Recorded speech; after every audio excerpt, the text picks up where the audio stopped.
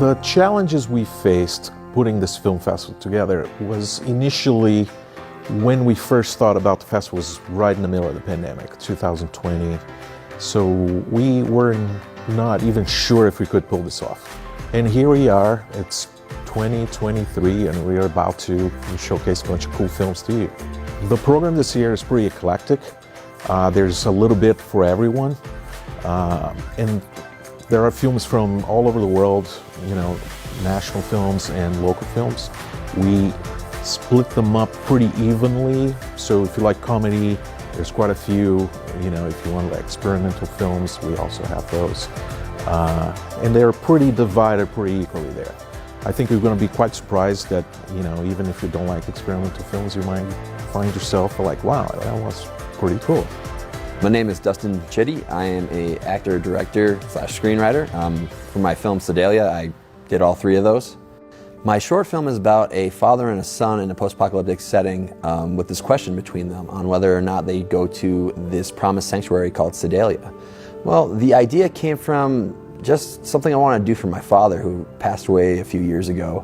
I wanted to do something to honor his memory. It was really how I felt as even at the age I was when I was 22 when he passed.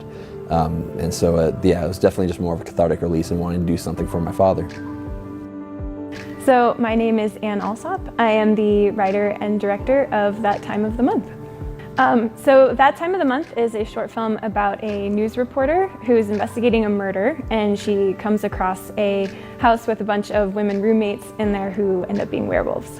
So the way I came up with the idea for this film, I was just thinking about werewolves one day, as one does. And at the time I was thinking a lot about beauty standards, so the idea that came to me was the body hair. At the same time, I was dealing with some health issues and talking to several other friends who had health issues at the time. We were all kind of dealing with the same experience of having doctors not believe us about the pain we were experiencing or the symptoms that we had. So that actually tied into the theme of the film as well. There's a little bit about trying to be taken seriously for one of the characters in the film.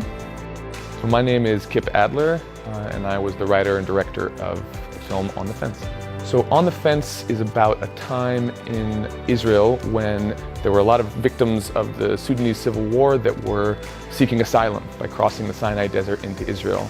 And there's an Israeli soldier, an American, who immigrated to Israel, serving in the army, who has to kind of figure out what to do with someone who's on the other side of the fence. So this film is actually based on a story that happened to a friend of mine in college. And he wrote it as his entrance essay to get into the school.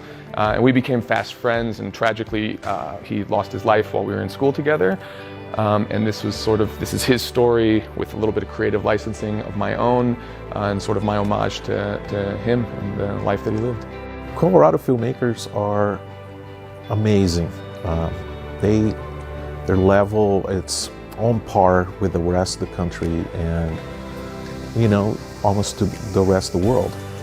Looking for selections for the festival really kind of emphasized that. So what it means to make film here in Denver and in Colorado, I feel like that the doors are there, and a lot of the doors are unlocked. Just the hindrances we encounter are just, there's not a big industry here. And so, I would like to see that expand more. If I could describe the film community in Denver that I've had the opportunity to encounter, I would just say eager, and the best kind of eager. Like, there's a lot of really talented people here, and if you're able to provide an opportunity to be a part of a cool project, I'm working on a number of independent projects now. People they're excited about it, and then they bring their incredible talent to the project. This is an industry that can really help a lot of workers here, as well as just bring in revenue for the state. And why not have the films here? Why keep letting them go out of state to New York or Atlanta or LA, We've got a really great, passionate community here who wants to show off what they got. Showcases like this for filmmakers mean they get to show their films to audiences. Well, the difference here for us is that we wanted the local filmmakers to feel included. Like, hey, here's my film with my national or international counterpart. So I think that's, instead of showing just local films or international films, I want to mix them all together, like they're one big family. You know that amazing magical feeling you get when you go to the movie theater? You can have that, but 16 times over in one night. Get to see a whole bunch of incredible short films at one screening, and then you also get to support local filmmakers and connect with a really cool community here in Colorado. Stay elevated by subscribing to the city's YouTube page and stay tuned to our social media channels for more content. Don't miss our new episodes of Elevating Denver, premiering each month. Thanks for watching, Denver.